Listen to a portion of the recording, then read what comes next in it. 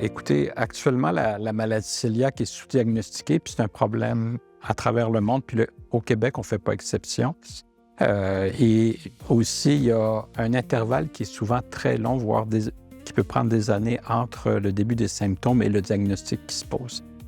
Alors dans ma vie, j'ai bientôt 58 ans, il y a deux chapitres. Il y a le chapitre avant que je sois diagnostiquée et le chapitre après. Il vient pour moi une renaissance, en fait, littéralement, après mon diagnostic. J'estime que j'ai à peu près mis 15, 16, peut-être 17 ans avant d'être diagnostiquée proprement. Comme j'allais 4 fois à la selle par jour, puis lorsque je mangeais mes repas, je prenais des grosses portions, puis j'arrêtais pas d'en demander plus. J'avais de la difficulté dès que je mangeais n'importe quoi. Et j'ai abandonné. Je me disais, c'est pas grave, ça arrive. Parce qu'au début, ça me faisait pas mal beaucoup. Mais à un moment donné, ça a commencé à être intense. Et je suis allé à l'hôpital, à l'urgence. Le système actuellement, la structure du système de santé au Québec, c'est inefficace par rapport à la maladie cœliaque.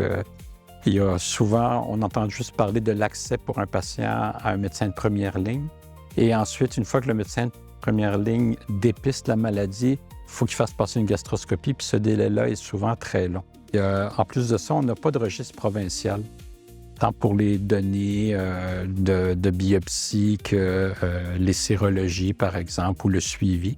Et ça fait qu'on n'est pas capable de faire des études épidémiologiques pour essayer d'améliorer le dépistage et le parcours du patient. Et autour de moi aussi, parce que personne ne connaissait cette maladie, et pour moi c'est un aspect important en fait de faire connaître ce que sont ces symptômes. Dans l'environnement, personne ne m'a pointé non plus vers ça. Parce que les gens, ils savent pas c'est quoi, ou ils négligent ça, ils pensent que c'est pas important. Le suivi, du point de vue du dépistage, il faudrait aider les médecins à clarifier les modes de présentation. La maladie se présente de tellement de façons, c'est ce qui la rend intéressante pour un médecin. Sauf que des fois, on se fait passer on passe à côté de la maladie quand le patient se présente à nous. Et puis aussi, du point de vue des laboratoires, les tests de sérologie, les laboratoires n'utilisent pas toujours les mêmes normes, le même kit. Simplement, la requête de demande de gastroscopie pour une maladie cœliaque n'est pas uniforme au Québec.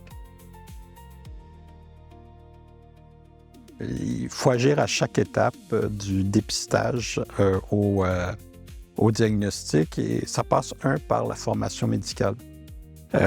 Donc, il faut que les médecins soient meilleurs pour diagnostiquer les différents modes de présentation. Ensuite, il faut jouer sur les délais. Un médecin de première ligne devrait toujours avoir le droit de demander directement la gastroscopie. C'est bien de faire connaître ça aux jeunes et montrer aux jeunes quoi faire pour se faire diagnostiquer, quoi.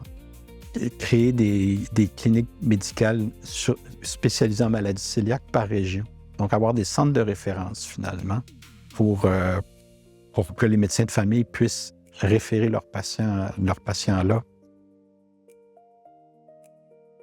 La maladie cœliaque, c'est un enjeu de santé publique. Donc, ça dépasse largement la responsabilité individuelle d'un seul médecin.